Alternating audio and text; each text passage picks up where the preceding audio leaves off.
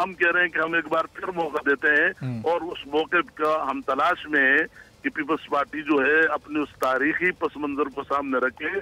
Peoples party की एक तारीख है, एक मकाम है, उसका एक किरदार है, वो उस किरदार को सब ठीक है। अगर वक्ती तौर पे जज्बात में आके बिलावल साहब ने ये किया है, मैं समझता हूँ कि खुद पीपल्स पार्टी की संजीदा क़यादत भी इसके हक में नहीं होगी, लेकिन जाहिर है वो पार्टी है, पार्टी के वो इसका इजहार नहीं कर सकेंगे।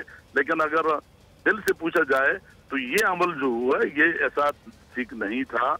और जहाँ तक ये जिसको बार बार कहा जाता है कि शोकाज नोटिस, उसमें अल्फाज शोकाज नोटिस के एक कहीं भी साबित कर दें, मैं और नहीं तो मैं सियासत छोड़ दूंगा। सही, लेकिन कारी साहब अभी अंदरूनी सिंध में जो ज़मीनी इंतखाब हुआ है, जी, उसमें पीपल्स पार्टी के खिलाफ आपने लड़ा है कारी साहब, आपने इंतखाब भी तो पीपल्स पार्टी के खिलाफ लड़ा है, पाकिस्तान तहरीक इंसाफ से मिलकर लड़ा है आपने वहां पर इत्तेहाद करके। क्या अभी आपने सिंध में जो इंतखाब लड़ा वो भी पीपल्स पार्टी के खिलाफ लड़ा है? अगर आपको इनको मनाना था तो फिर आपको वहां पर कोई इंतखाबी एडजस्टमेंट करनी चाहिए थी। देखें बात यह है कि जब हम इस हमले से हम दूर दूर थे, अपनी पार्टी है, अपने मकाम पे वो खड़े हैं, हम अगर जो फैसला हुआ था कि पीडीएम के जो भी जिमनी इलेक्शन होगा पीडीएम के प्लेटफार्म से लड़ा जाएगा, उस पर अमल करते तो हम तो साथ थे, हम तो कल भी साथ थे, आज भी साथ हैं। जहाँ तक अभी मुहतरमा ने तो कुछ तफसील से बात की है, गुजारिश की है कि जबान बातों से इस तरह न कौम को मुतमईन किया जा सकता है। इस वक्त जो है उनकी इकानमी बिल्कुल तबाह होकर रह गई है। इस वक्त गरीब आदमी जो है वो नान सदियों को तरस रहा है। इस वक्त मुल्क जो सूरत हाल है वो तो ठीक है, बिल्कुल ऐसी है कि चलिए कारी साहब, पॉइंट आपका ये बिल्कुल, ये मईशत पर भी आपका पॉइंट आ गया। जरा आप खोड़ो साहब, ये पीडीएम की जमातें आपको मौका दे रही हैं, कारी साहब कह रहे हैं कि बिलावल साहब ने अगर जज्बात में फैसला कर लिया तो आप सोच सकते हैं, इसका एतराफ़ कर सकते हैं, और जो सेकंड टियर लीडरशिप है आपकी वो भी उनकी सोच से मुताबिकत रखती है कि ये फैसला जज्बाती था, सोच समझ के। एक मिनट जी सर, एक मिनट, हमने पहले कहा कि इस्तीफा के खिलाफ थे। हमने कहा है कि हमारा मौक़िफ़ उन सब पीडीएम की जमातों के पास है और उन्होंने हमारी बात मानकर बाई इलेक्शन में हिस्सा लिया। लॉन्ग मार्च के पोस्टपोन होने के बाद भी हिस्सा लिया, अभी भी लिया। जैसे आपने सिंध की बात की कि जी बदीन में इलेक्शन था, उसमें JUI ने भी हिस्सा लिया, हमने भी हिस्सा लिया। ये ठीक है कि पीडीएम के तहत ये इंतखाब नहीं हो रहे थे, लेकिन लिया उन्होंने, हमारी मुखालफत में लिया या जो कुछ भी किया।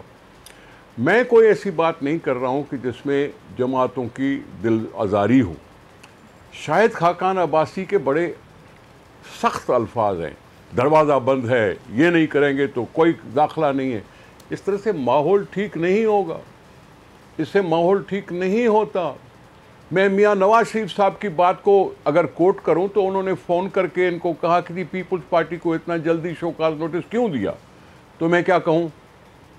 मियाँ नवाज शरीफ साहब कह रहे हैं कि जी शोकाज देना गलत था, इसका मतलब तो ये है ना, ये PMLN के हैं ना शाहिद खाकान अब्बासी साहब, फिर उन्होंने शोकाज नोटिस क्यों निकाला? उनके लीडर कुछ और कह रहे हैं, वो कुछ और कह रहे हैं। बाकी रही बात कि हमने इलेक्शन में खड़े होकर इमरान खान की पॉपुलैरिटी को तो एक्सपोज कर दिया ना। 8-10 इलेक्शन हुकूमत में होने के बावजूद वो हारे हैं, एक्सपोज तो हो गया इमरान खान। इमरान खान की पार्टी के जो लोग था, जो भी थी खातून, उनको बता दें कि बाबा आपके अपने घपले आपके लिए इतने हो गए हैं कि अब आप कोई बाई इलेक्शन में शायद कैंडिडेट भी नहीं मिल रहा। कराची में पहले फैसल वाडा साहब जीतते हैं, आज वो 6ठे नंबर पे आते हैं, 5वें पे पीपल्स पार्टी हारी थी, वो जीत 6ठे पे तो MKM है। देखिए बात सुने, हुआ तो अंदाजा तो इसी तरह से लगता है ना कि हमारे फैसले गलत नहीं थे कि हमने इस्तीफे नहीं देने, हमने आखिरी हरबे के तौर पर इस्तेमाल करने लॉन्ग मार्च के बाद। हम तो उस वक्त भी तैयार थे, तो हम तो हक्का बक्का रह गए थे जब इन्होंने लॉन्ग मार्च पोस्टपोन करने का ऐलान कर दिया। हम तो तैयार ही थे, बोरिया बिस्तर तैयार कर चुके थे कि जी हमने निकलना है। ये तो दूसरे सूबे बताएं कि उन्होंने अपनी तैयारियां क्यों नहीं की थी। जब आज़ादी मार्च हो रही थी तो JUI ने क्या माहौल बनाया था, इस दफा लॉन्ग मार्च के लिए माहौल कहां बनाया उन्होंने? सही, किसी और जमात ने कहां बनाया माहौल? ठीक, खोड़ो साहब उसकी वजह आप हैं। मैं तो लॉन्ग मार्च के इंतजार में था कि अवामी प्रेशर बिल्डअप हो। हम उसी पीडीएम को बनाने के लिए पुरअसर थे। हम तो कहते थे कि पीडीएम होनी चाहिए, अपोजिशन को मजबूत होना चाहिए, इकट्ठे होना चाहिए, और जब बहुत सारी जमातें हों तो उसको फहम व फरासत से बड़ा थोड़ा सा बर्दाश्त करके चलाना पड़ता है। ये कोई जिम नहीं हुई थी पार्टियां आपस में, हम किसी जगह पे जिम नहीं हुए, हमने अपनी अपनी तशक्कुश रखा और सबको कंसेंसस के साथ चलाने की कोशिश होनी चाहिए, जो शायद उसका नतीजा बेहतर निकलता।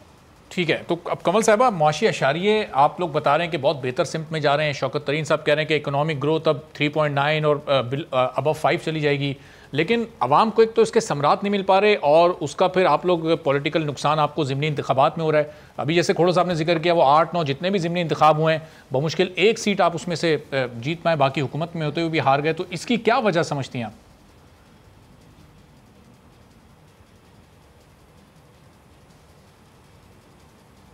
देखिए जी, खोड़ो साहब से मैं बड़े मौदबाना तरीके से सिर्फ इतना पूछूंगी कि पंजाब में पीपल्स पार्टी कौन से नंबर पे आती रही है और वहाँ पर आप कितने एक्सपोज हुए हैं, क्योंकि बिलावल साहब तो पूरे पाकिस्तान से वज़ीर आज़म बनने की एस्पिरेशन रखते हैं और मरियम बीबी सिंध में कितना जीतती रही है इनकी पार्टी।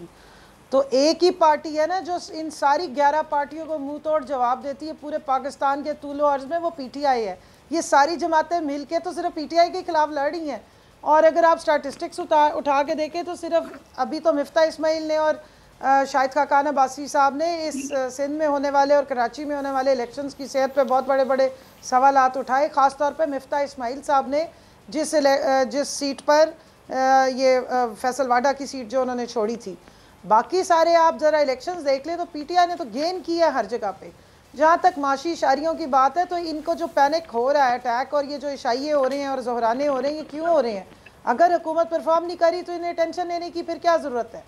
बात सारी ये है कि जब किसान के पास पैसा जा रहा है, जब इकॉनमी में पैसे इंजेक्ट हो रहे हैं, जब रेमिटेंसेस 24.8 बिलियन पे पहुंच गए हैं, जब आपका छोड़ा हुआ करंट अकाउंट डेफिसिट, हिस्ट्री का बड़ा डेफिसिट सरप्लस में चेंज हो गया है, जब आपकी ट्रेड गैप खत्म हो रही है। लेकिन कमल साहब, फूड इन्फ्लेशन क्यों कम नहीं हो पा रही? इस पर हुकूमत क्यों कंट्रोल नहीं कर पा रही है? पहले मार्केट से आई हूँ, मैं लोगों से पूछती हूँ, सुन ले अरबाब, एक मिनट सुन ले ना जी अरबाब, जरा एक मिनट दीजिएगा।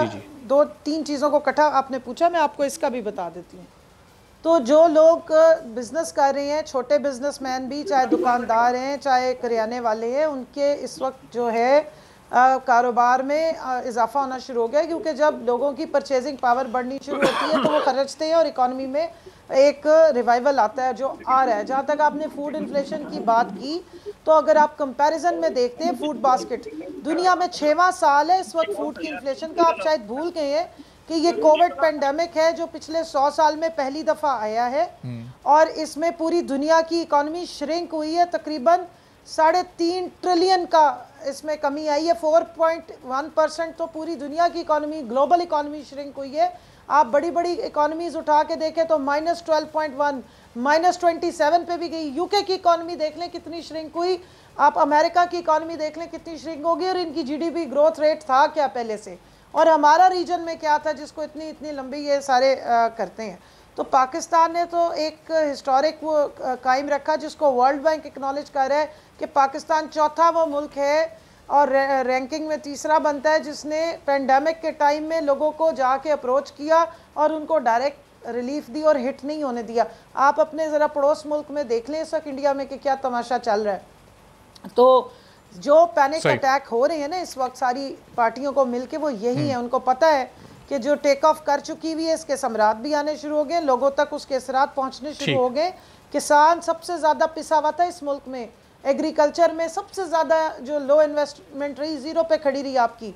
जब किसान की इस वक्त बम्पर क्रॉप्स, आपकी 3 क्रॉप्स इस वक्त बम्पर पे गई हैं, अगर ये चीज़ें, उसको पैसा मिल रहा है, उसको सपोर्ट प्राइस मिल रही है, उसकी परचेजिंग पावर बढ़ रही है, उसके बच्चे खाएंगे, उसके बच्चे पढ़ेंगे, तो उसका फ़ायदा किसको होगा?